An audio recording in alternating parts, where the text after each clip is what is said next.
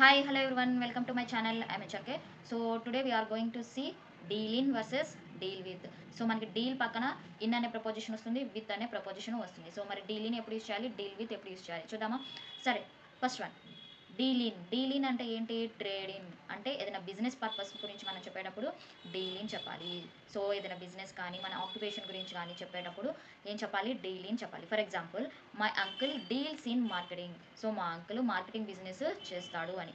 లేకపోతే కార్స్ పెట్టుకున్నాం అనుకోండి, కార్స్ బిజినెస్ చేస్తున్నట్టు, లేదా హార్డ్వేర్ బిజినెస్ చేస్తున్నట్టు. సో కాబట్టి ఎప్పుడైనా సరే బిజినెస్ గురించి చెప్తున్నప్పుడు మనం ఏం చెప్పాలి? డీల్ ఇన్ చెప్పాలి. మరి డీల్ విత్ ఎప్పుడు యూస్ చేయాలి?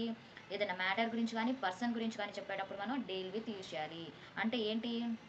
డీల్ విత్ అంటే to tackle A situation or A problem. So ఏదైనా ప్రాబ్లమ్ని ఫేస్ చేసేటప్పుడు, ఛాలెంజ్ చేసేటప్పుడు మనం ఏం చెప్పాలి? డీల్ విత్ చెప్పాలి. For example, you must learn how to deal with customers. నువ్వు కస్టమర్స్తో ఎలా డీల్ చేయాలో నేర్చుకోవాలి అని. సో అర్థమైందా? డీలింగ్ ఎప్పుడు యూస్ చేస్తాం? ఏదైనా బిజినెస్ పర్పస్ అప్పుడు మనం డీలింగ్ యూస్ చేస్తాం. డీల్ విత్ ఎప్పుడు యూస్ చేస్తాము?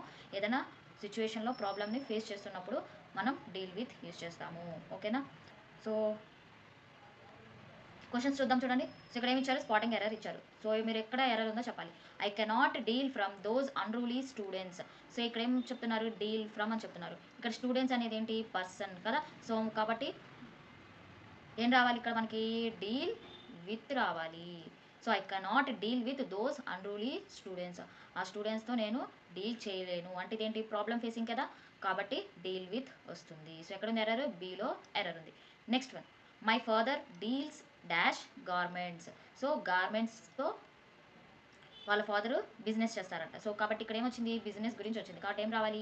ఇన్ రావాలి. సో కాబట్టి ఏమొస్తుంది? Option is B, my father deals in garments.